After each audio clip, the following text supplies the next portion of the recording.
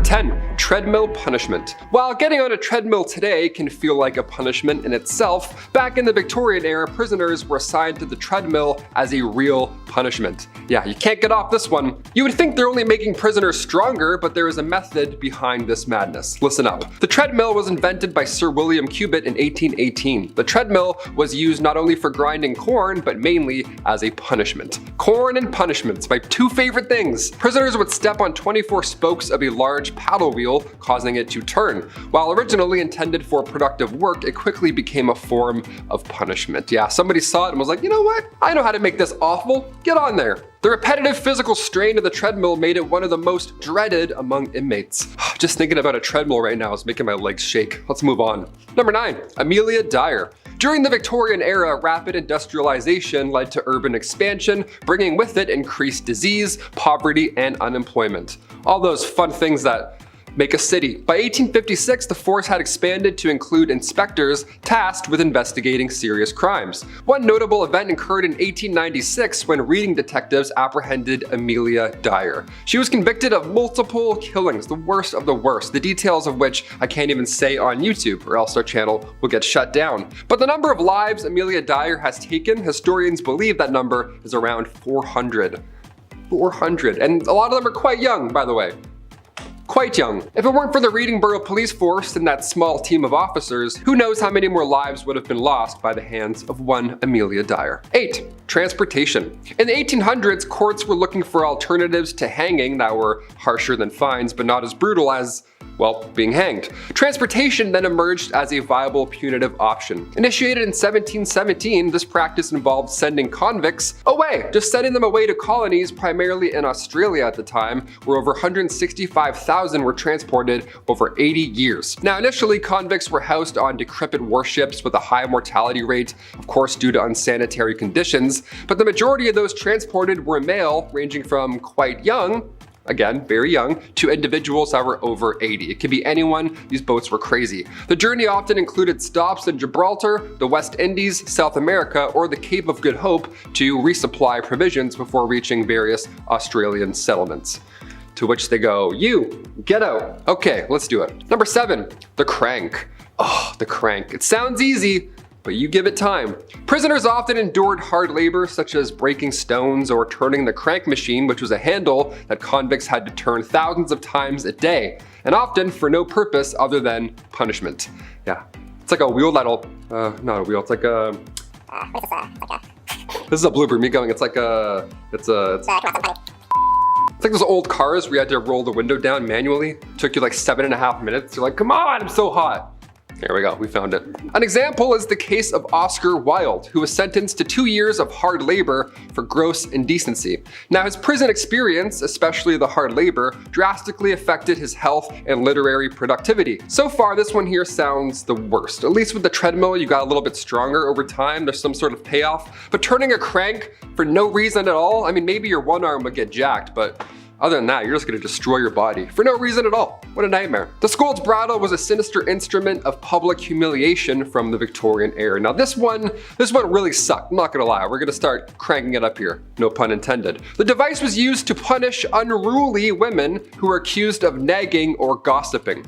Yeah, you talk to your friend, now you got the scold's bridle. Enjoy. The scold's bridle resembled an iron cage almost. The bridle enclosed the head of the accused, while some versions featured a spiked or studded plate that was inserted into the mouth to suppress speech and causing, of course, excruciating pain if the wearer attempted to continue to gossip or talk. They were often paraded through the streets and the victim was subjected to public ridicule and scorn. Yeah, scorn. You ever been scorned before? That sucks. Turning the scold's bridle into a dreadful symbol of enforced silence and societal control over women's voices and opinions. This one looks like a saw trap too. This was pretty brutal. It should have been number 1 if anything. Number 5, solitary confinement. You're grounded. And I really mean you're grounded. In the Victorian era, solitary confinement was a widely utilized form of punishment that embodied the period's harsh philosophy. Yeah, we're not cranking things. This time we're just thinking about our problems. It was known originally as the separate system, and it was designed to isolate prisoners to reflect on their crimes and ideally reform. Rather, they just went absolutely insane. Inmates were confined in small, stark cells, cut off from all human contact and external stimuli. No sunlight, no hope, nothing. The silence and isolation were intended to prevent the corruption associated with the prisoner interaction, and of course encourage penitence, right? You want to behave, of course. However, this extreme isolation often led to severe psychological effects, if anything, including mental breakdowns. I'd have a breakdown on day 2, are you kidding me? I thought getting grounded as a kid was bad, but at least then I could see the sun, so not half bad considering what it used to be. Number 4, branding. Now we're cooking. Branding was a brutal form of punishment often reserved for criminals convicted of the gravest offenses. I mean, obviously, you're getting your ass ripped. I would assume it's pretty bad. This punitive practice involved searing the skin of the convicted individual with a hot iron, typically marking them with a letter symbolizing their crime. So for instance, T for thief or M for murder. Performed publicly or within prison walls, branding was not only excruciatingly painful, but also served as a lifelong stigma because, well, that's not going anywhere. That's going to be there for life. It would permanently mark individuals as criminals and ostracize them from society. By the mid-19th century, this barbaric practice was thankfully phased out. Imagine if Victorians could see the movie Jackass 2. I wonder what they'd think of Bam Margera getting paid to be branded. Oh, how the times have changed, my God. Number 3, public whipping.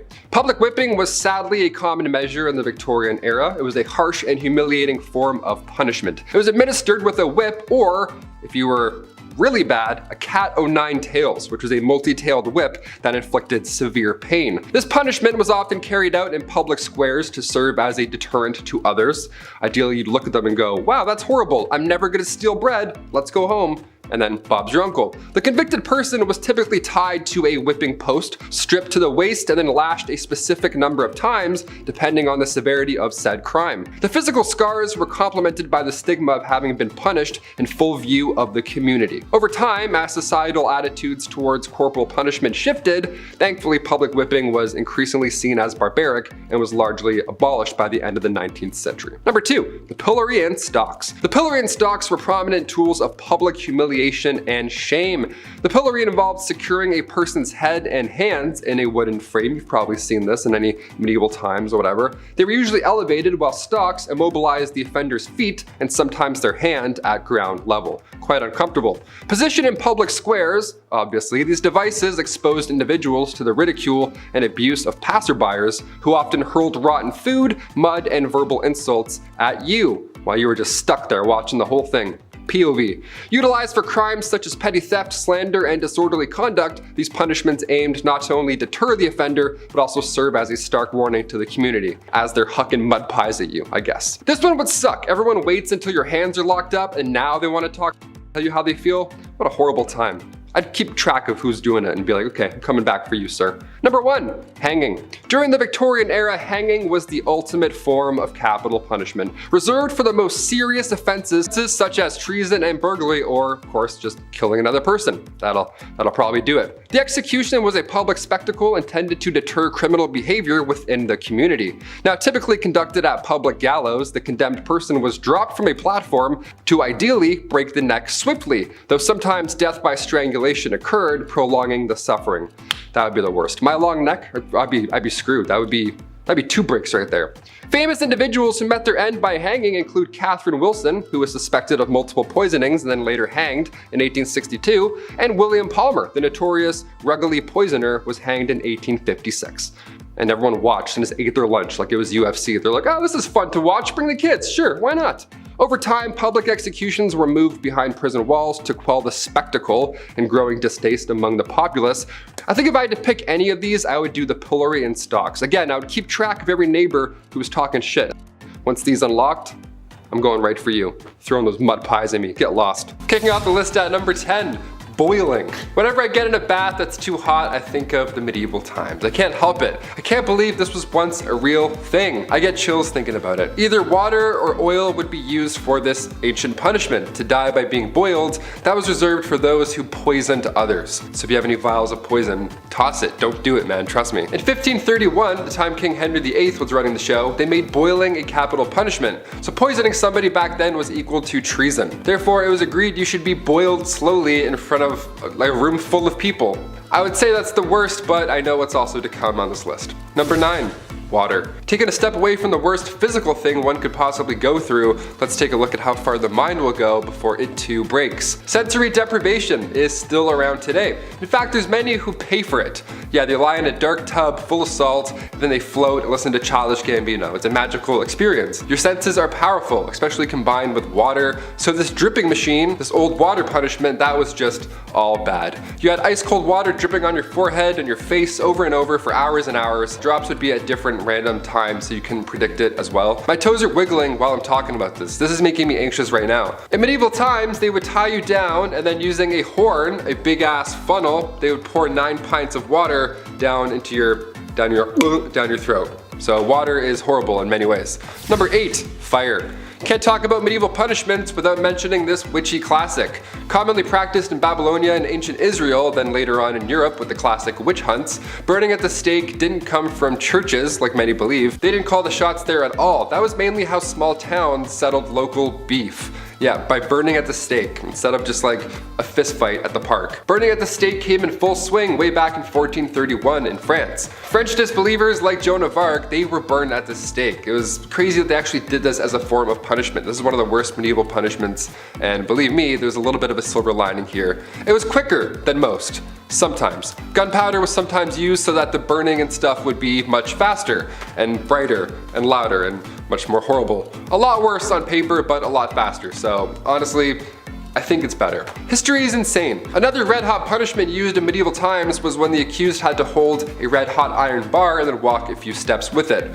A red hot iron bar, your hands were literally toast at that point. Here's where it gets even worse though. 3 days later, the accused would come back to the court, and then when the bandages were removed, if their hands were healing, they started to heal, they were deemed innocent. They were on the path to goodness and whatever. If their hands were still in horrible condition from, say, I don't know, holding a red hot iron bar, then they were pronounced guilty. That's how the courts worked back then. Number 7, the rack. On to something not so hot and fast, but rather dull and slow. The rack is surprisingly well known. It was originally introduced to the Tower of London around 1420. The Duke of Exeter referred to this device as his daughter. What a weirdo. It's like guys who call their car like she. It's like, okay, just a little bit too close to your automobile, man. Relax. It was an open bed frame type device where your ankles were tied at the bottom and your hands were tied at the top. Already we're off to a horrible start. It was horizontal as well, and sometimes it was up. It was all bad. It would just leave you hanging by these ropes, and these ropes were slowly tightened more and more, obviously causing some problems to muscles and joints that were, holding things in place. This was done to extract information. This is also one of the worst things I've heard. Even getting tickled like this would be horrible. I couldn't even imagine. I make jokes because I'm uncomfortable. Honestly, hit that thumbs up to spread some good vibes because we're not even halfway done, folks. Number 6, molten metal. This was another form of capital punishment, and if you've seen Game of Thrones, it'll ring a familiar bell. A few of these do, actually. Yikes. Metal would be heated up in a cauldron for a long time to the point where it was liquid. It was molten metal, just a soup of minerals. Look, we said this video wasn't for the faint-hearted, and here at Bumblebee, we like to keep that promise. They would then pour the molten metal on your head, or more commonly known, they pour it down the throat of the accused. Obviously, it wasn't done as a method to extract information, it was done to brutally end someone's life. Because they're not talking after that, of course. Execution by molten metal was supposedly done to a wealthy Roman general, Marcus Licinius Crassus, back in ancient times. The metal would burn your muscles and skin, literally cooking it, and then after a few moments, it would harden. Bad, not good. Number 5. Keel hauling. Not to be confused with Kegels, keel hauling was reserved for the worst of the worst at sea. This was used by pirates for sailors who disobeyed orders and all that jazz. The victim would be suspended by a rope with rocks or weights around their ankles, then they're lowered to the keel of the ship where all the sharp barnacles live. After so long, these ships are so old, it's just piled on layers and layers of barnacles. Then they would get dragged all along them with the water and everything. Water plus pain, it's a lot. It's a deadly combination. Anything to do with barnacles in the sea, no chance. I'll literally tell you anything, Blackbeard. Anything. Number 4, solitary confinement. This is a kind of punishment that still exists in our modern society, but it can truly be one of the worst punishments out there because of the type of psychological distress that it causes. We were all just in a pandemic for so long. We got so bored and we had Netflix and iPads and whatevers. I can't even imagine this back in the day. Basically, it's a prisoner living in a single cell with little to no contact with anybody else. Not even like a guard or anything rattling keys like in the old times. It was just nothing. No one would even check on them. There are many stories about people being locked up for so long they forget about their families, and some people have gone away to solitary confinement for so long that once they're out, they just forget how to speak, really. They forget how to be a human and interact in the real world. Solitary confinement and the negative effects that it has on a person is becoming a wider topic of conversation because of the effects on a person's mental well-being, and it's a topic for a lot of human rights organizations. Back in medieval times, solitary confinement was literally just a room made of stones. It was pitch black, freezing cold, you were tucked away below some janky castle, and most of the time you weren't really alone. In the dark, nibbling away at your little piggies were, number 3, rats. Another Game of Thrones classic. If you're a rat person, I know there's a lot of people who do tricks with their pet rat. That's cool, but maybe cover Stuart Little's eyes for this one. Rats as a medieval punishment, where do I even start? Okay, this one was a punishment for the rats at the same time. What was once called a rat trap involved a man or woman being tied down to something, and then a metal enclosure would be strapped down to their chest or their stomach. Now inside this metal enclosure, there's rats, which are also just loose walking around, and the person can feel them, the little feet walking around in their skin. And this is when the person, and still in the punishment, begins heating the other end of the metal enclosure. Historically, it was hot coals that were usually placed on top, or there's a fire underneath, which quickly creates a hot environment for the rats inside. From there, the rats begin frantically searching for a way out, but because it's made of metal and they can't bite through that, they find your skin, and then that they can obviously bite through. So you can paint the picture in your head. It's disgusting. Number 2, the breaking wheel. The breaking wheel is literally just a large disc, a pirate ship wheel almost, just lying there, where somebody is then tied to it and everybody else just hammers them and beats the shit out of them over and over. But of course, since we're talking about medieval times, everything has to be a show and whatnot, so once the accused was beaten and then presumed dead, the wheel would lift up and turn just to show everybody what's up. Another way to use the breaking wheel, yep, there was more than one, again, creative folks back then, they would tie a person to the wheel and then continue to rotate it, and then all the ropes below would get tighter and tighter and twist. Kind of like the rack, but with a literal twist. And finally coming in at number 1, the brazen bull. This one takes the rat's problem and then makes it a you problem. Out of all the ones on this list, the brazen bull is the last one that I would do straight up haunting. It's also been referred to as a Sicilian bull, and basically it's not too complex. There is a bronze sculpture, often in the shape of, you guessed it, a bull. But in medieval times, it was just a big closed cauldron, and usually it was large enough to fit a person inside. Yeah, this was in a Saw movie too, I believe. That's how you know it's a good one, when it's in the movie Saw. So once the person was locked inside or it was leaned over so they couldn't get out, a fire would then be set underneath this bull, and then you can probably figure out the rest in your head. They would even engineer the bull so that when somebody screamed, it sounded like a bull's roar. How fun is that? How fun is history? I'm learning so much about history that's fun on Bumblebee. Alrighty, let's dive into the grim yet fascinating world of Victorian era hangings with a bit of a casual twist. Imagine a time when Netflix wasn't around and people needed some form of entertainment. Gruesome as it may sound, public hangings were kind of like the morbid blockbusters of the Victorian era. Now, hanging wasn't just a drop in the park, it was a go-to showstopper for very serious crimes. Think of it as the ultimate deterrent, a stark warning that crime doesn't pay, especially not in an era where stealing a loaf of bread could land you in a world of trouble. It went a little something like this. A town crier announces the upcoming execution. I would love to be a town crier. Oh my god. Those guys had all the tea. Just going and yelling at everybody.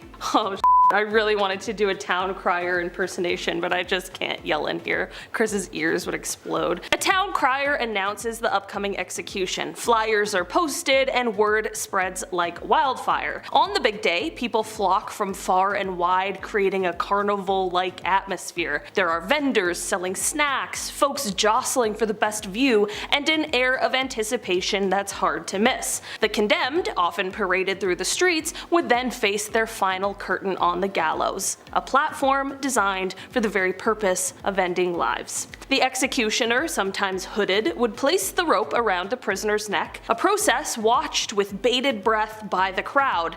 A quick pull of the lever, and it was all over. But here's a twist in the tale. Public executions weren't just about punishment, they were also seen as moral lessons, live action morality plays meant to instill fear and promote good behavior. Yet, the spectacle sometimes backfired. Sympathies occasionally swayed towards the unfortunate soul on the gallows, especially if the crowd deemed their crime petty or their behavior sympathetic. By 1868, Britain decided this was all a bit too much for public sensibilities and moved executions behind the solemn walls of prisons, away from the public's prying eyes and picnics. So next time you're queuing for the latest movie or binge watching a series, spare a thought for the Victorians, for whom a day out might have just involved a bit of gallows theater, complete with real life drama, tragedy, and unfortunately no encore for the star of the show. Ooh.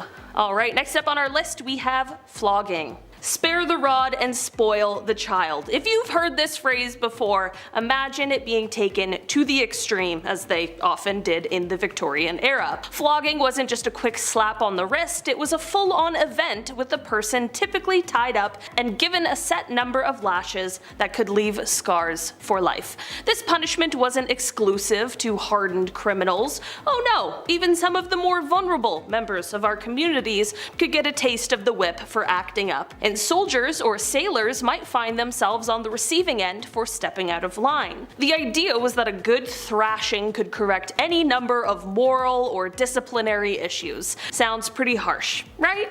Well, that was Victorian justice for you. Very much about making the punishment fit the crime, with a side of public humiliation to ensure you'd think twice before stepping out of line again. Next up on our list today we have the debtor's prison. Imagine a world where you've just run out of luck with your finances and bam, you're sent off to a debtor's prison, which is about as fun as it sounds. So, not fun at all. These places were grim. Think of the worst hotel you've ever seen, then remove any windows, heating, or good food. In debtor's prison, you were stuck until your debt was paid off. But here's where things get even more interesting. How in the world are you supposed to settle your debts when you're locked up and you can't work? It's kind of like trying to run a marathon with your legs tied together. Meanwhile, your family on the outside, yeah, forgot about them, they're just scrambling to get by without their main money earner, which often plunged them into their own financial crisis. Love that. It was just a vicious cycle that didn't do much for actually solving the problem of debt. Instead, it just added a hefty dose of misery and despair to the mix. It sounds like the Victorian era was actually just a lot of that. Misery and despair. So next time you're fretting about paying bills, just be thankful you're not doing it Victorian style, I guess. Or else I'd be in Rogers prison for my phone bill. Next up we have the scold's bridle. Back in the Victorian era, if a woman was labeled a bit too chatty or opinionated, heaven forbid she actually nag, she might find herself in the not so stylish accessory known as the scold's bridle. Imagine a heavy, clunky metal mask clamping over your head, complete with a gag right in your mouth to put the kibosh on any further chit chat. Okay, not exactly the pinnacle of fashion or comfort, right? This contraption wasn't just about silencing, it was the 19th century version of public shaming with a generous dash of misogyny. Women were paraded around, their speech literally bridled as a warning to others that speaking out of turn wasn't just frowned upon, it was punishable. Thankfully, we've relegated such barbaric practices to the history books, but the scold's bridle remains a stark reminder of how far we've come in understanding and respecting individual rights and voices. Moving on down our list, we are talking about transportation next. Imagine you're living in 19th century Britain and things are frankly pretty bleak if you're not wearing a top hat and tails. Now imagine you've been caught stealing a loaf of bread or, heaven forbid, a handkerchief. The punishment? Well, you're not just going to the local jail, you're being shipped off to the other side of the world. Transportation meant being packed hacked off to Australia or Tasmania, places that were as remote and alien as the moon for many Brits at the time. These were no pleasure cruises. The journey alone could take months on cramped, disease-ridden ships where survival was a coin toss. Once you arrived, if you were still kicking, congratulations! Your prize was hard labor in brutal conditions, often in chain gangs or remote outposts where the sun seemed to have a personal vendetta against you. And forget about a leisurely pint at the pub, you were there to work, building the infrastructure for new colonies, often in sweltering heat or other extreme conditions. Speaking of hard labor, the good old Victorian era where they took no pain, no gain to a whole new level, especially in prisons. So imagine you've been nabbed for stealing a loaf of bread, and yes, this is the only example I will be using like I'm Jean Valjean himself. So imagine you stole the bread and bam, you're sentenced to hard labor. And we're not talking about breaking a sweat at the gym, we're diving into the world of the treadmill and the crank machine. Victorian style gym equipment from your worst nightmare. Imagine being stuck on a never-ending stairmaster, the treadmill, not for your health, but as punishment, climbing to nowhere for hours. Then there's the crank machine, a mind-numbing device that had prisoners turn a crank a mind-blowing number of times just to complete their daily quota. And for what? Absolutely nothing. No purpose, no product, just pure fatigue and despair. It was the era's twisted way of teaching a lesson, breaking spirits under the guise of building character. So next time you moan about your gym routine, just remember it could have been a Victorian prison workout, alright? It's not so bad. You got this. Just a couple more flights of stairs. I don't know, I'm turning into David Goggins here.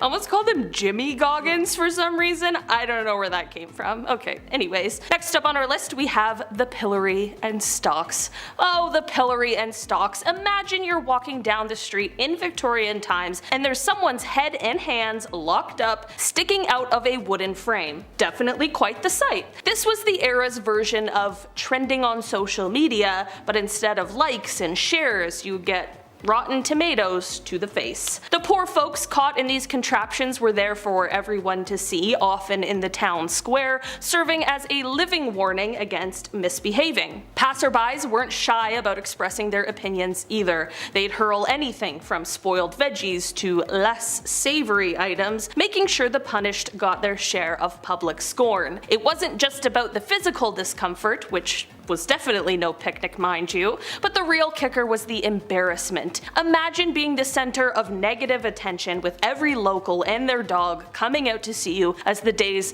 unfortunate spectacle. Definitely not the kind of fame anyone would want. Also, there was like 10 people alive at this time. Everyone knows your business now. How embarrassing. Next up, let's dive into the eerie world of solitary confinement, Victorian style. Perhaps an even more miserable twist on a punishment that still exists today. You're locked up all by yourself in a tiny, gloomy cell with nobody to chat with but the spiders weaving their webs in the corner. Definitely not as nice as Charlotte. This was the reality for prisoners in the separate system, notably at places like the Eastern State Penitentiary in the US and Pentonville Prison in the UK. The idea was kind of like a forced meditation retreat minus the zen and the tranquility. They thought making prisoners sit alone with their thoughts would lead to soul searching and moral reform. And this sounds very noble, of course, but in practice, it turned out to be more like a recipe for a mental breakdown. The isolation was so intense that many inmates ended up more losing their minds than reaching enlightenment. While it was all the rage back in the day, we now do know that too much alone time, especially in a dreary cell, can do more harm than good. Next up today, we are diving into the world of branding. It's the early Victorian era, a time when top hats were all the rage, and so, unfortunately, was branding people. Yes, You heard that right. Back in those days, if you were a soldier or a sailor who tried to ditch your duties or got caught doing something naughty, you might end up with a hot iron pressed against your skin. Ouch! Now, this wasn't your subtle hide it under your shirt kind of mark. We're talking about a blazing hot iron stamping a symbol on your face, your hand, or anywhere that it would be visible. The idea was to not just punish, but to label you as a wrongdoer for everyone to see. It was kind of like walking around with a "I made a big oopsie" sign etched on your skin. This brutal calling card did more than just sting and leave a scar. It messed up how people saw you, and it slashed your chances of getting decent work. In a world without second chances, this was a harsh way to learn a lesson. So next time you think about skipping out on your duties, remember that in history, that might have ended up with you quite literally being branded for life. And finally on our list today we have public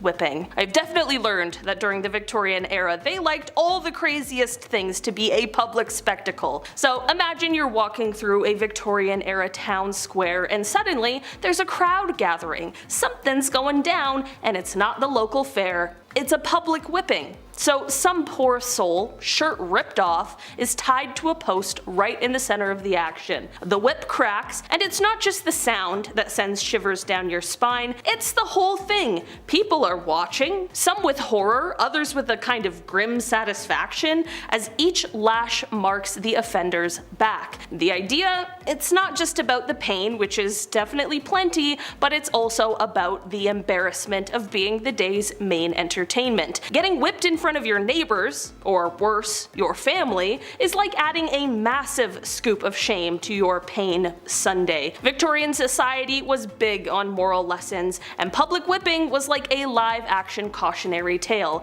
saying break the rules and this could be you. Kinda puts a whole new spin on the idea of a public spectacle, doesn't it? Starting our list off at number 10, trial by elephants. Yeah, we'll start with animals. You know what? I love animals. Why not? First of all, I'm not sure if you've ever seen an elephant in real life before, but these things are mightier than you can ever imagine. They're gorgeous animals, but they're incredibly dangerous to be near. Their foot is like, it's massive. It's like a huge tree stump. It's insane. For this punishment, we have to head to a place, of course, where elephants can be found. That's probably a promising start. South and Southeast Asia. Elephants have been trained for years to trample the accused. Now, depending on which elephant you get in this horrible, horrible demise, they were trained to either get the job done fast or slow. Yeah, imagine an elephant getting the job done quickly. Sounds like something you'd never want to witness for yourself, right? Wrong. No, these punishments were all public. It was almost like a show, like ancient Romans Colosseum. We think of that and we think of lions and we're like, wow, that must have been terrifying. Yeah, imagine that, but now it's an elephant with a big floppy nose too. Really loud. They're loud. That's a scary way to go. But at least that's a quick way to go, unlike this next one here. Number 9,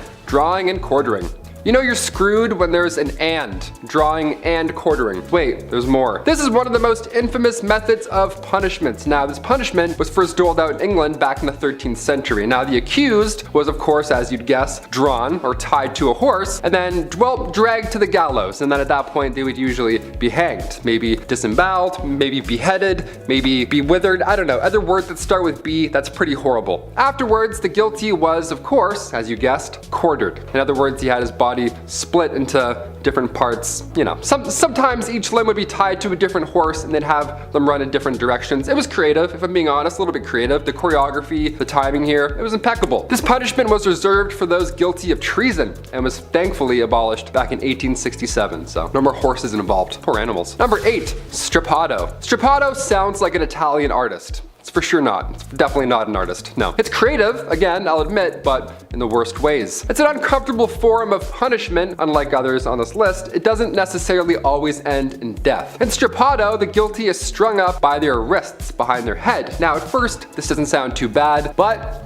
again, just wait. The awkward angle is pretty much guaranteed to cause dislocation of the shoulders. But if that doesn't really kill ya, weights may be added, and then at that point, your body's not gonna recover. Thought to have originated in medieval times, of course, always medieval times, could have guessed that one. During the Inquisition, strappado has been used, sadly, into the 21st century. I don't know what they do in UFC, but there's probably a little bit strappado going on there. Little armbar strappado? No thanks. Number 7, keel hauling. As somebody who's not a fan of water, this type of punishment, I can't even imagine. I wouldn't even get on the boat to begin with. Already scary. It sounds like something from Game of Thrones, and it can vary depending on how bad the ocean or the boat is. Imagine that as a lead up. Yeah, the ocean looks pretty rough today. Maybe you'll make it. This punishment was reserved, of course, for sailors at sea. Couple of naughty mateys. Now, it was first performed by the Dutch Navy back in the late 16th century, and what would happen was, well, the accused, they would be tied with a rope and then dragged underwater from one end of a ship all the way to the other, around the rudder, around all that bad shit down there. And while many died, obviously, being flossed around a pirate ship covered in barnacles, it wasn't always fatal, if you can believe that. Not always, but a good amount of time, definitely.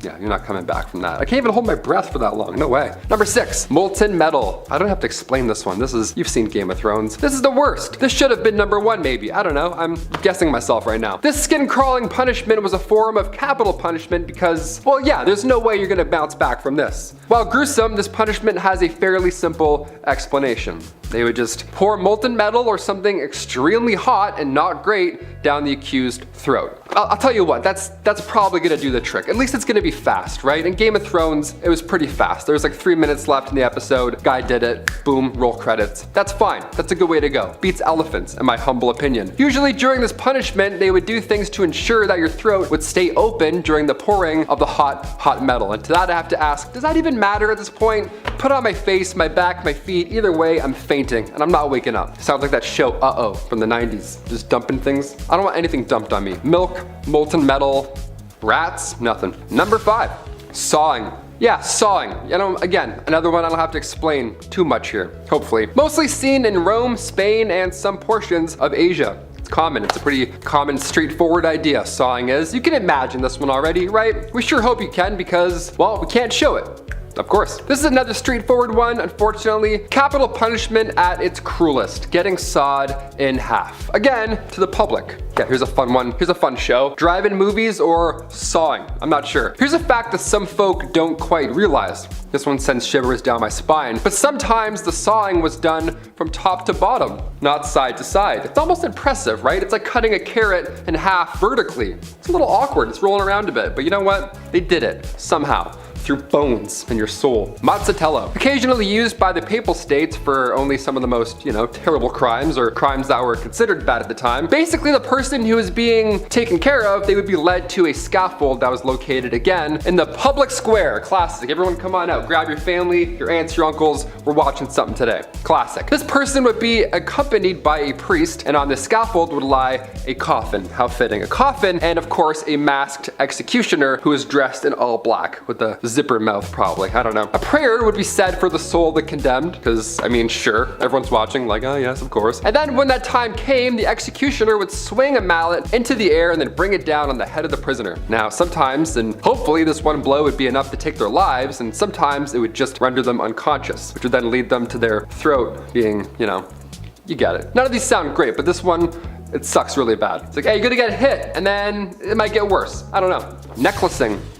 I'm never wearing my necklace ever again. Here we go. Necklacing is a terrifying practice that involves a rubber tire, not a necklace, a rubber tire, and unfortunately it involves a human being as well. The rubber tire is filled with petrol, which is then put around the victim's chest and arms, and they can't move, and then after that they are set ablaze.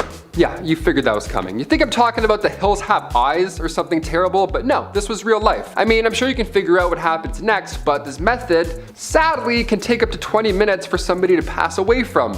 Little different than the elephant stuff, you know what I mean? They're just left suffering the whole entire time. This one wasn't too public. Nobody could stick around for this one. Cause 20 minutes? No way. I could barely get through a 10-minute YouTube video. You wanna watch this guy burn for 20 minutes? Good joke. How horrible. Impalement. This was another one that was highly requested by you guys. I've heard you comment on this a couple times, so yeah, I'll talk about it, sure, you weirdos. Impaling, do impaling, long neck, impaling. I'm like, you got it. I hear ya, I see ya, let's make it happen. Vlad III, also known as Vlad the Impaler or something like that. He liked doing a little bit something like this. This was a popular form of punishment for a very long time, sadly, and was most commonly used as a response to crimes against the state. Although Mr. Vlad, we just mentioned, basically did it to everybody that he didn't like, so I suppose to each their own, sure.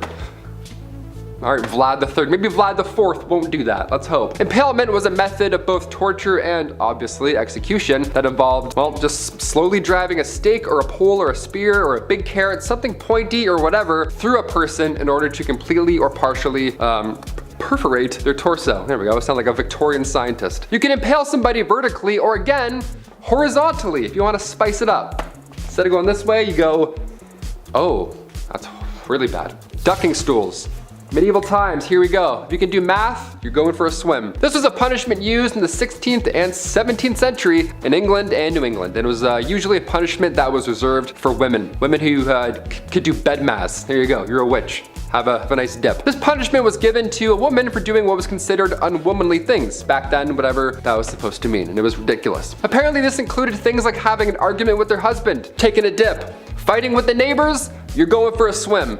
Gossiping and backstabbing, how dare thee, you're going swimming. Whoever made these rules clearly had never met a man or a friend because, newsflash, everyone does all those things. I did all those before I even came in here to film, so hopefully I don't get dunked in the river. But basically this punishment would see a woman being tied up to a stool and then dropped into a lake or stream over and over again while a bunch of dudes with no teeth watched and they're like, yeah, that's what you get for being smart. And talking back with your opinions on International Women's Day. We're posting this one too, eh? How ironic is that? Starting off today, we are diving into the world of mental asylums. Mental asylums during the Victorian era are definitely not your modern day rehab center. These places were like the catch-all bucket for anyone society didn't quite know how to handle. Not just for those grappling with mental illness, but also for people who just didn't fit the very tight Victorian mold. Got a rebellious streak or just too loud for your neighbor's liking. You might just find yourself locked up in one of these gloomy asylums. And let me tell you, the conditions were nothing short of nightmarish. We're talking about overcrowding, minimal if any real mental health treatment, and methods of confinement that could make even the sanest person question their sanity. It was less about healing and more about hiding away the problematic ones out of society's sight. Imagine being treated more like a prisoner in a dungeon than a patient in a hospital. That was the harsh reality of Victorian mental asylums. Next up on our list today, we have peine forte et dure. Imagine being accused of a crime in the not so good old days,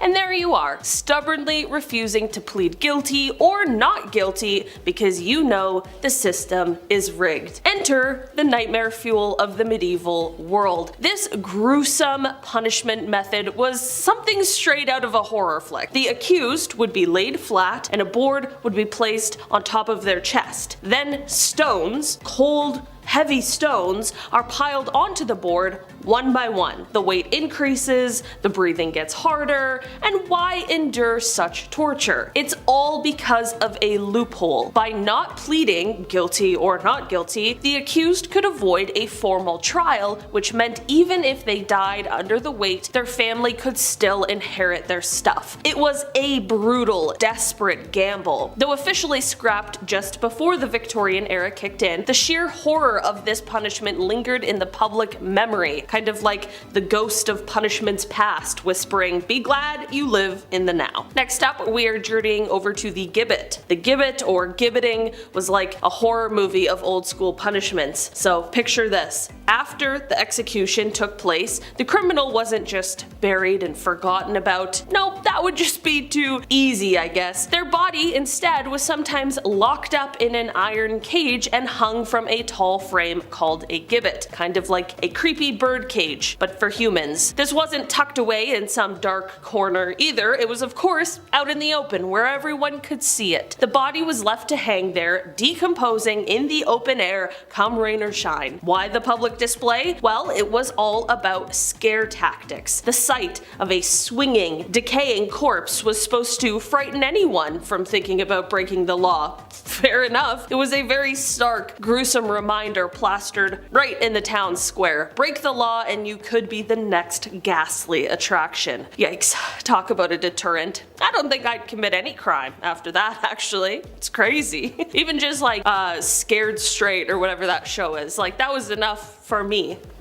Just a real dead body hanging in the middle of the town square. So scary. Okay. I don't think I'd do well in the Victorian era, but I guess they wouldn't do well now. Imagine showing like TikTok to a Victorian child. Next up on our list today, we are talking about hulks. Before dedicated prisons became widespread, hulks were a common form of punishment. At first, hulks sounds more like something from like a pirate adventure than real life, but trust me, it was far from a swashbuckling good time. Before the days of modern prisons, these old creaky warships, stripped of their glory and no longer seaworthy, were anchored permanently in harbors to house prisoners. Imagine being crammed into the dank, dark belly of a decommissioned ship with scores of other unfortunate souls. Conditions on these floating prisons were nothing short of nightmarish. They were overcrowded, they were festering with disease, and the air was thick with despair. Prisoners were often put to back-breaking work during the day, maybe hammering away at shipbreaking or toiling in nearby docks or riverbanks, and life on a hull was just a grim, a slow, and a steady descent into misery, making it one of the punishments from the past that was as much about enduring harsh conditions as it was about serving time. Next up on our list today,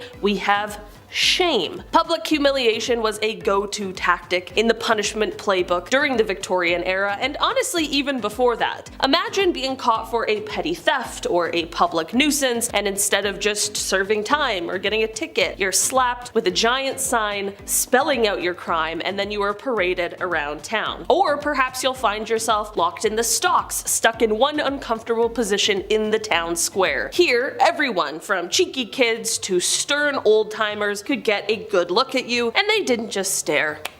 Of course not. They jeered, they tossed rotten tomatoes, or worse, sometimes. It wasn't just about making you rethink your life choices, it was about showing everyone else what could happen if they stepped out of line. This kind of punishment turned lawbreakers into live lessons in morality, with a side of entertainment Victorian style. Kinda makes you glad that all you get is a parking ticket these days, right? I'm just saying, alright? Put that in the gratitude journal this morning. Next up on our list today, we have the drunkard's cloak. Speaking of shame, this was one method that definitely worked to embarrass anyone out of committing this crime, and it also showed that maybe the Victorians had a bit of a sense of humor, although a very morbid one. So imagine you're in a bustling town square and there's someone looking quite ridiculous and moving awkwardly among the crowd. This poor soul is decked out in the infamous drunkard's cloak, which is basically a barrel turned into a heavy, uncomfortable garment. Think of it as the original cone of shame, but for humans. This barrel, often with holes for the arms and head, turned public drunks into walking spectacles. Walking around in this bulky, clunky barrel made any movement a challenge and attracted all kinds of stares, snickers, and maybe even a few rotten tomatoes from onlookers. This cloak wasn't just a punishment, it was a public statement. I partied too hard, and look where it got me. Designed to shame the wearer and entertain the public, the drunkard's cloak was a bizarre blend of punishment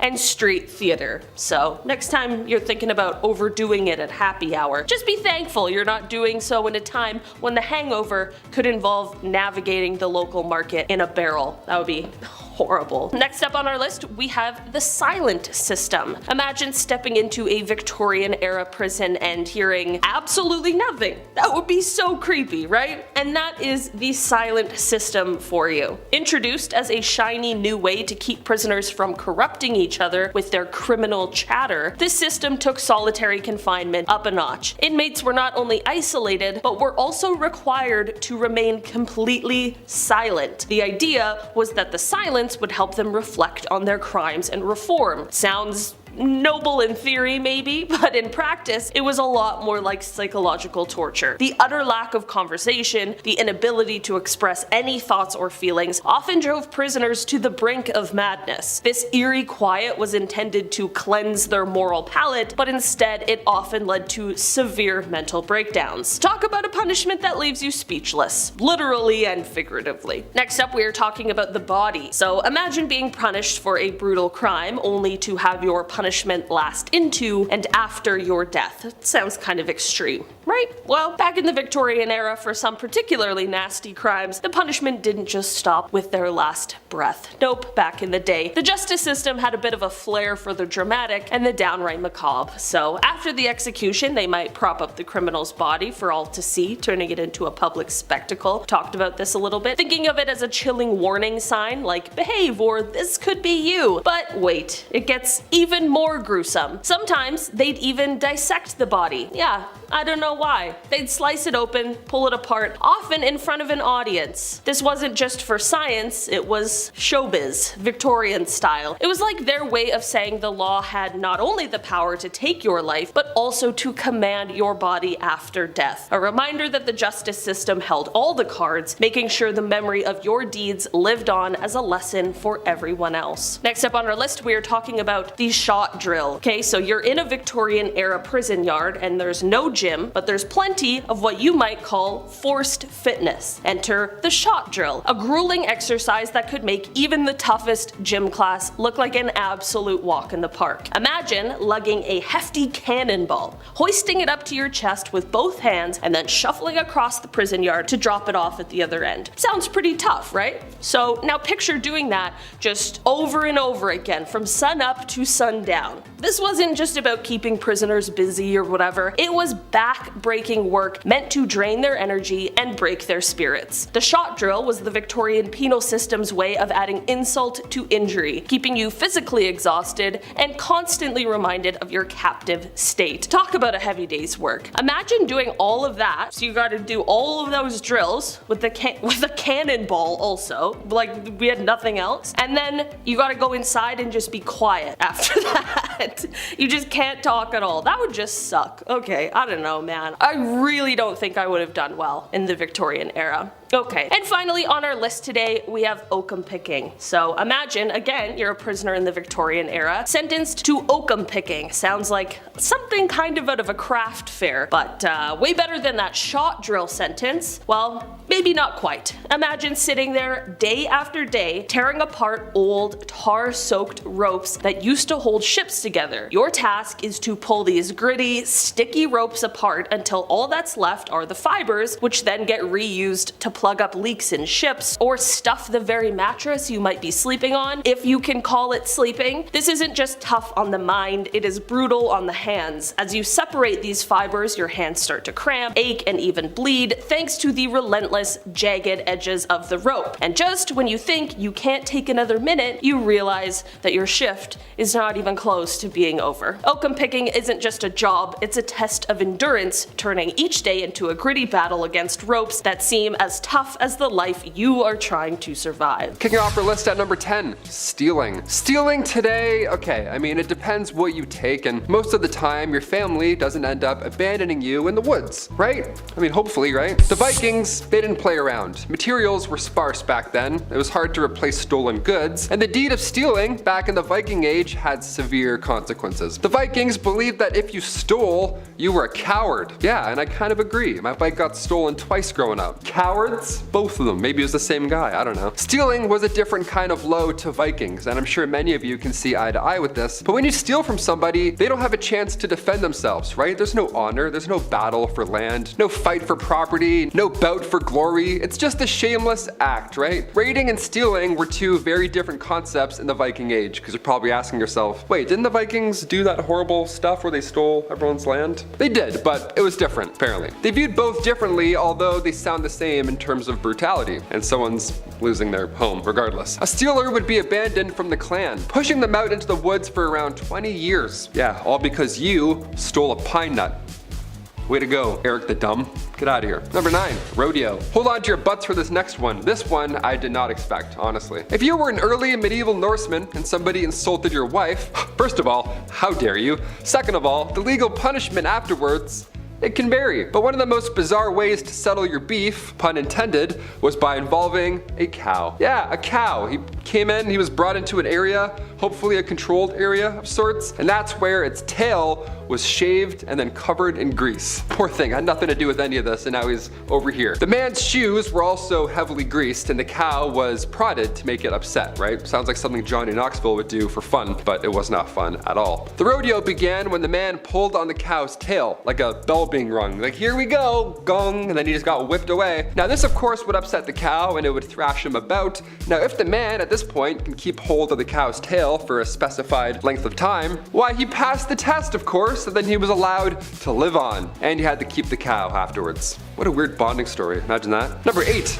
Taking lives. Yeah, what happens when you do the worst of the worst? I mean, today we dish out quite the punishment. You even get a Netflix special or something like that. But back then, somebody in the Viking Age, well, it kind of wasn't a big deal. I know it sounds horrible to say, but hear me out. Back then, as long as the convicted were open and honest about the whole situation, like say, I don't know, if somebody had challenged him to a duel, why then it's fair game. One specific case from history involved a Viking man catching his wife in bed with another Viking. Not good. You don't want to catch your wife in bed with anyone, let alone a Viking. That's game over. His feet are hanging off your bed. You're like, oh, he's so large. No. That Viking man at that point could the fella in bed, but he had to bring that bloody sheet to Viking court. That would have to provide as evidence to show what happened and where and why. You know what I mean? That's simple. Today there'd be a few more steps involved in that case, obviously. But the Viking Age, this case was closed. That's it. They're like, okay, Viking law is done. Go home. Someone go raid a village. Number 7, hot-headed. All right, here's the deal. We're doing a list on Viking punishments, so as we go on, yeah, we're gonna get darker and darker with our content. For example, one method of punishment in the later Viking Age also happened to spread alongside Scandinavia's conversion to Christianity. So there's some thoughts and some actions, some questionable thoughts and actions going on in history. And this punishment was referred to as an ordeal by fire. This would involve the accused undergoing some painful exposure to heat. Maybe you drown in flames, maybe you have to eat some sort of fire or flame situation. I don't know. Either way, it was all terrible, and it was very, very hot. They would have your hand put into a vat of boiling water or oil, or sometimes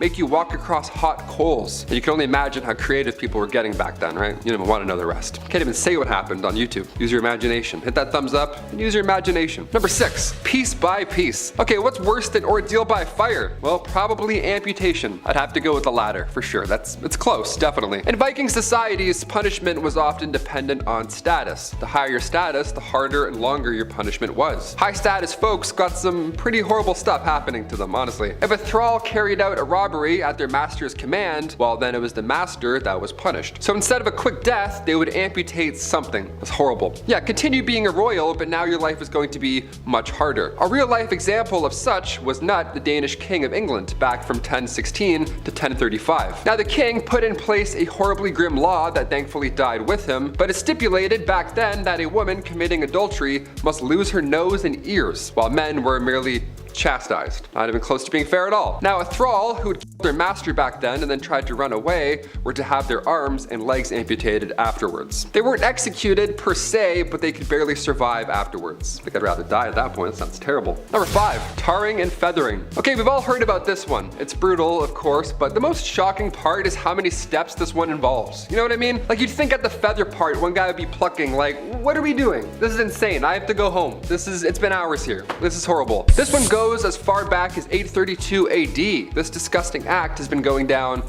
for quite a while. Again, it's so many steps. This is horrible. Who invented this? A man stealing on trade journeys was to be tarred and feathered. This was for stealing during journeys. Again, this is what I'm saying about steps here. First, you'd have to shave this Viking's head, which I don't know if you've seen a Viking recently, but that's gonna take a minute. A lot of hair, sure. Then said Viking was covered in tar and then duck feathers chucked on top. Then, as if it couldn't get much worse, this poor guy covered in feathers and tar was forced to run between two lines of the men that he lived with and stole from. Now at that point, these other guys would throw stones, bricks, anything painful, you name it. Now anybody caught not throwing an object at the feathery fellow was liable to be fined. So I know it sucks, but grab something and grab it quick. If the thief did make it through this line alive, again after being tarred and feathered, then he was off the hook from there on out. Then he was, I guess, innocent? I don't know. That's horrible. I wouldn't make that, no way. Number 4, trial by ordeal. Quite the ordeal indeed. Look, I mentioned ordeal by fire earlier, and that's quite a hot mess. But trial by ordeal is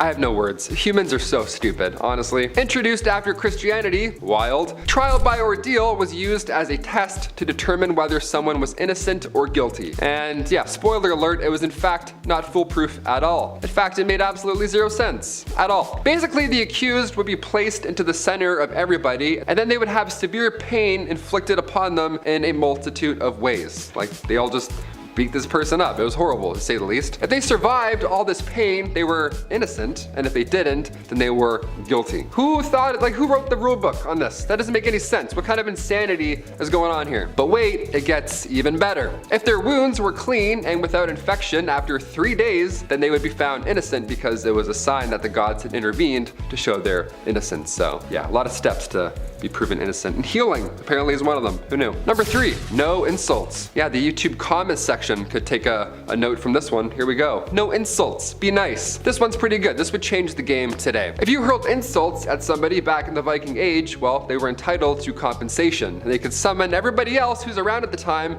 to be a witness. Yeah, they could be like, hey, you hurt my feelings, give me $10. I guess that is happening today, but on a much larger scale. Comedians, really. If you spoke bad about somebody during the Viking Age, even if the person wasn't there, it could ruin their reputation, right? And because of that, you need to pay them for the possible damages. Again, we see this happen today in some way, shape, or form. It doesn't even matter if the insult was true either. It's too late, right? You spoke it, now it's out there.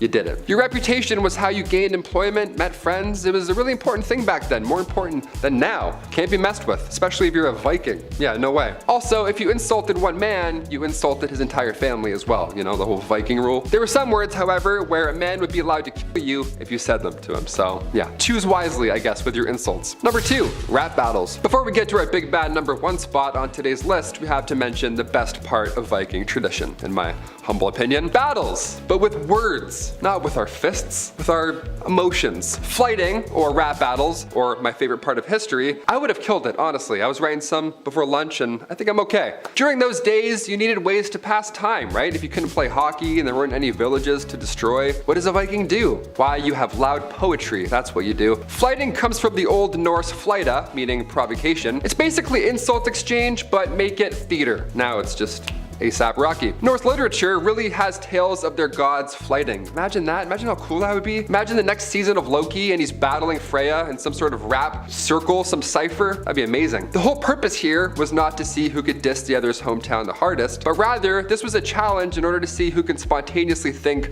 of a poetic retort. It's all brains and no brawn. A little different than traditional Viking battles, right? In Anglo-Saxon England, fighting would go down during a great feast. Imagine that, you'd enjoy a roast while watching a roast in real life. Double the roast, double the fun. Later, this was of course entertainment in the 15th and 16th centuries in Scotland. But don't get it twisted, Viking fighting got pretty intense. And finally, number 1, the blood eagle. The best/worst for last. Here we go. This was a ritual method of execution that was detailed in late skaldic poetry. Again, if you're eating food right now, maybe give it a break for a minute. I don't know, giving you a heads up. In the 2 instances where this horrible punishment was mentioned, the victims, historically, who both happened to be members of the royal family, they were both in the prone position, right? So they would lie flat on their tummies, then they would have their ribs severed from their spine using a sharp tool, then they had their lungs pulled out through the opening to create this sort of like, wings, I guess. Just like a nice lungy pair of wings. We love a creative Viking, I guess. Now, both instances where this insane punishment is said to have went down, historically, both of them were accused of killing their own fathers. So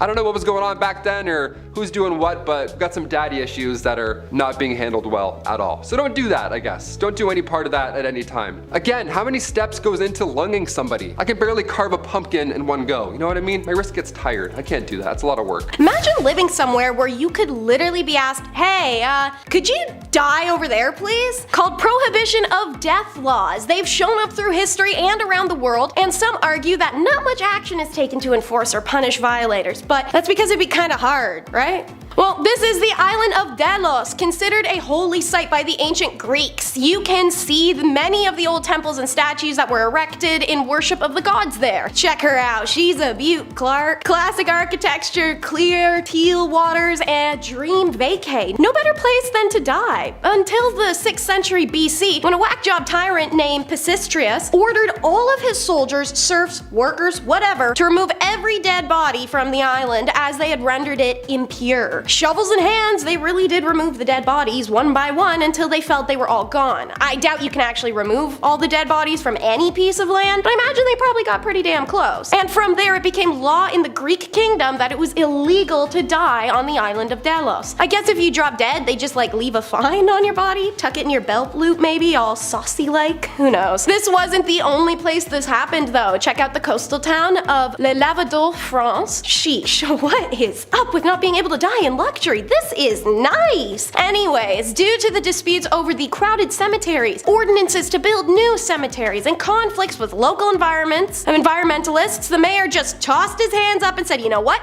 If nobody can share, nobody gets any, and passed a law forbidding residents from dying. See guys, this is why we use our words and our listening ears. For everyone who makes fun of people's height, just know the courts will favor a short king. You should never make fun of someone for something they can't control, and height is a big one. Men especially face a lot of scrutiny and rejection for it, and we're at a point where nowadays, if you're literally 5'8", people will say you're short. Gentlemen, that is not the case. So, if you've ever been called short, listen to this. According to the 18 laws of Qin, a set of legal codes written on bamboo slips that were unearthed in the Hubei province in 1975, during the Qin dynasty of China, there was a law stipulating that men and women shorter than the height 1.52 meters do not have to bear any criminal responsibility for any crimes they committed. Apparently, this was because the household registration system, known as hukoi today, was incomplete at the time, so it was often impossible to verify a person's age. So, the government used height. The founder of the Qin dynasty himself, Qin Shi Huang, apparently only reached 1.5 meters tall, that's 5 feet, when he was 22. So he allegedly believed that his subjects could only be defined as adults once they grew taller than that. So yeah, short kings prevail. Nothing is more freaky than government-mandated furry costume. Europe really tried just about anything in the way of public shaming to air out someone's criminal history. Unlike China or Japan, which literally tattooed faces, the Ottomans who cut off hands, or even their European ancestors who chopped off noses and ears, the 17th and 18th century Europeans took a new tactic: shame masks. The uncomfortable apparel was made out of solid metal and would have been painful and super heavy when strapped tightly to your face. Naturally, it's abrasive, it's rusty, it's riddled with tetanus. But don't worry, there are lots of cool styles, like these jaunty pagan god looking dudes. As mentioned, there are these weird animal heads like medieval furry getup. This one's a rooster, and apparently, to quote, those who were, well, the other name for a rooster, swaggering and vainglorious, would be forced to wear a rooster mask for hours, even a day. Which may not sound that bad, but again, chafy, hot, heavy cast iron, the pressure of which is on your scalp and your collarbones. And apart from these terrifying masks, criminals were given humiliating badges they had to wear for,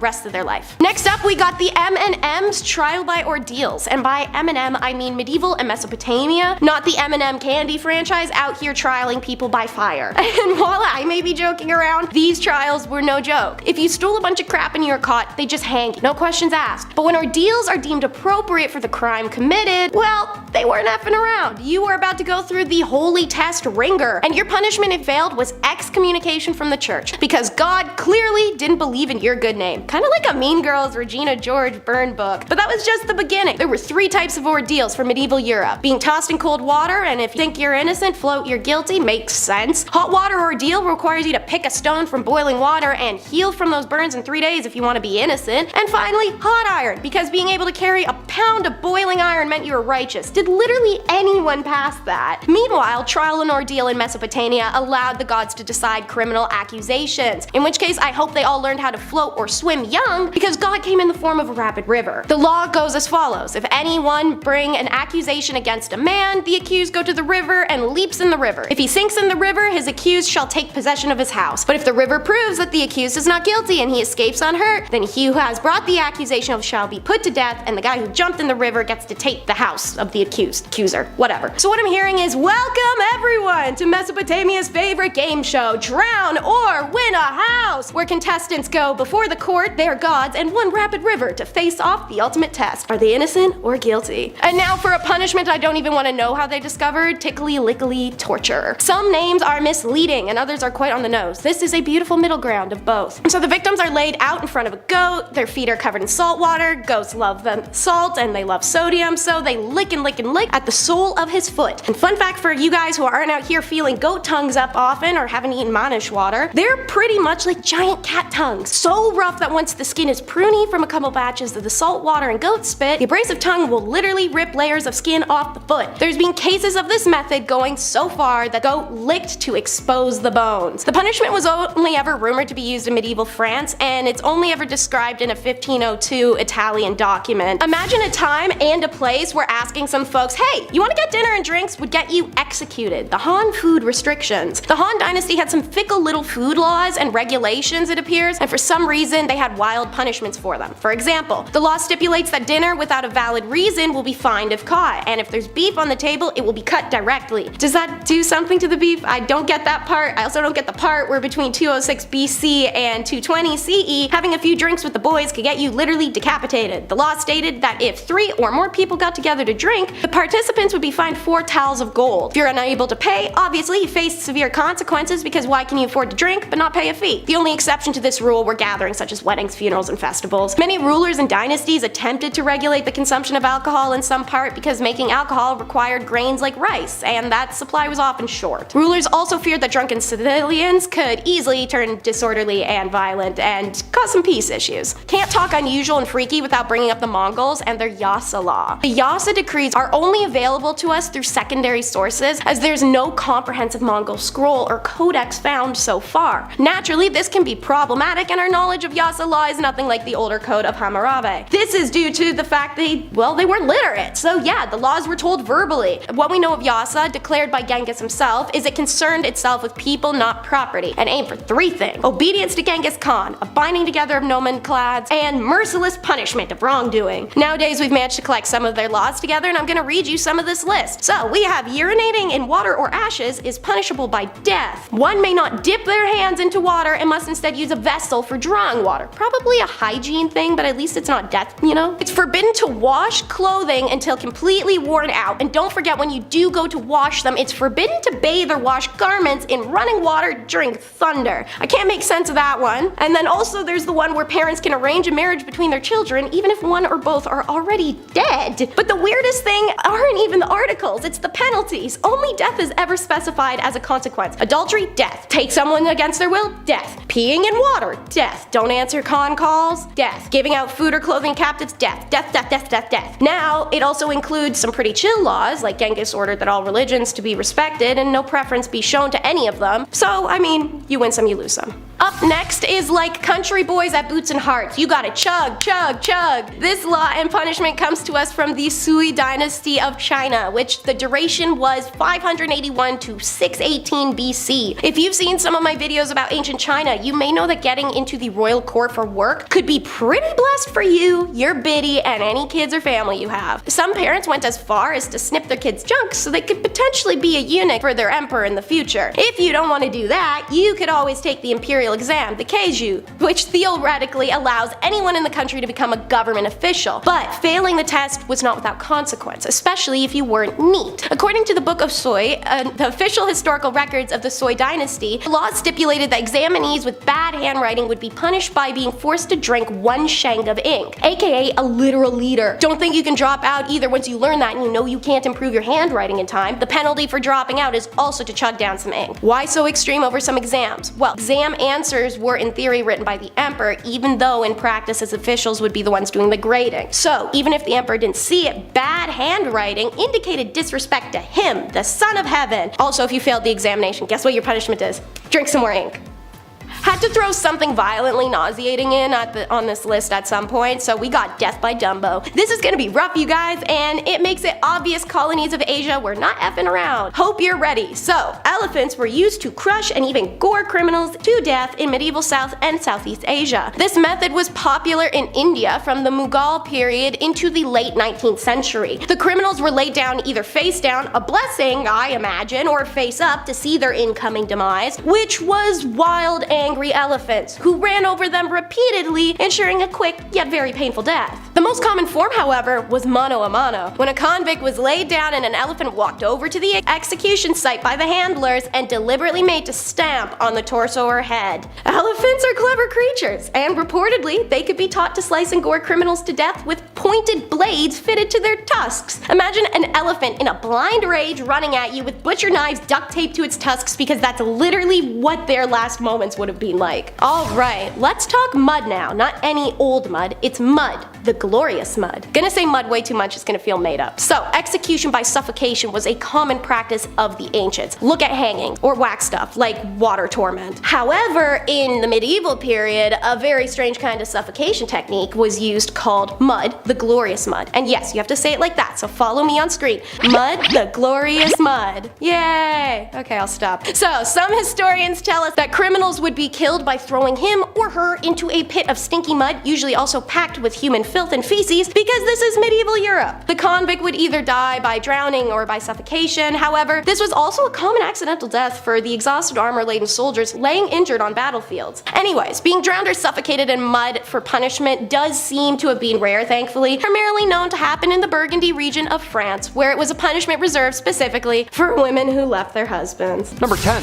Trial by jury. The concept of trial by jury can be traced back to ancient Greece and Rome. Don't get me wrong, that's old school. But the first recorded use of a modern jury system, that dates back to the 12th century England. Medieval England, yes, let's get some men in a room and point at witches. Henry II introduced the practice to replace previous methods of trial, which at that point was relying on physical combat or divine intervention, all that kind of like that. Under this new system, a group of 12 men from the community would be chosen to hear evidence and determine the guilt or innocence of said accused. Right? A little better, a little, less witchcraft, more, okay, we're all talking now, we're conversing. This system gradually spread throughout Europe and then beyond, so on and danforth, and it became an important cornerstone of many modern legal systems. Back in the day, this was a noble deed. It was an honor to be part of the jury, Today, not really so much, not the same at all. You're like, what?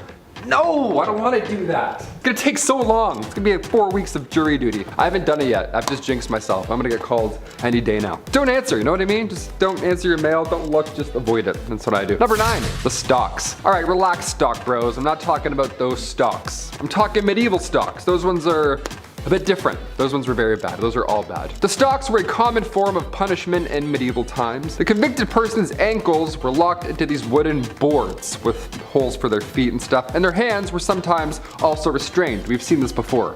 Usually people are like this. You go to a theme park, you pose with your family in one of these things, you're like, hey, I'm stuck. You're like, get me out, this is scary. They would be left in public spaces like that, such as the marketplace or town square, anywhere public, because, why, of course, shame, we gotta shame everyone back then. And if that wasn't bad enough, the accused would then be pelted with food, or even physically attacked by the crowd. Imagine that, imagine being so sparse for food and you're like, yeah, let's throw our bread at that guy. It's like, what a waste, we need that. The duration of the punishment, this varied, but it could range from a few hours to several days. Yeah, locked up like this for days at a time. What a joke. It was used for various crimes, theft, drunkenness, and slander, and it was intended to humiliate and shame the offender while also serving as a deterrent to others. Guys like, oh, I'd hate to be that guy over there. Yeah, for sure. All right, let's throw food at him now. Sick. So dumb. So dumb. Number 8, the drunkard's cloak. Yeah, this one's quite funny. Not really, but we'll see. The drunkard's cloak, also known as the barrel or the shaming cloak. Again, shame,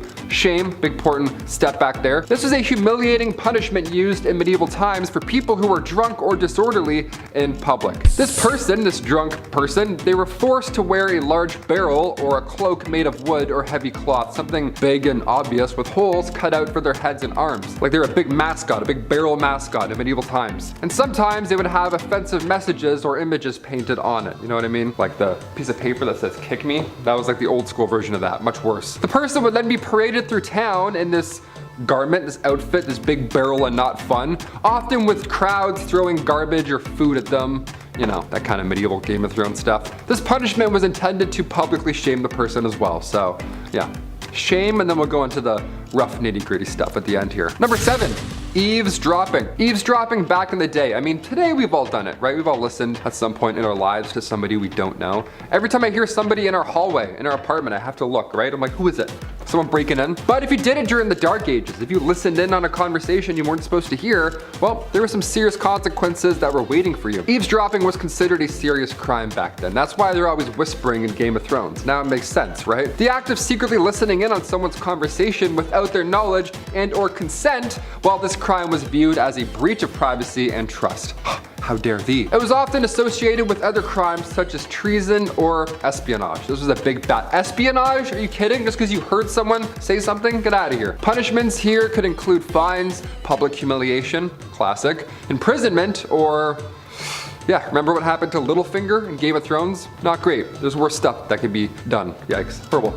Number 6, specific hunting. Yeah, you gotta be sure which where you throw an arrow back then. In medieval England, the hunting of the king's deer was considered a very serious crime. Yeah, not that deer. That one's fine, but just don't you hit that one. The act of killing or even injuring a deer was punished harshly under the Royal Forest Law, which was enforced by the king's foresters.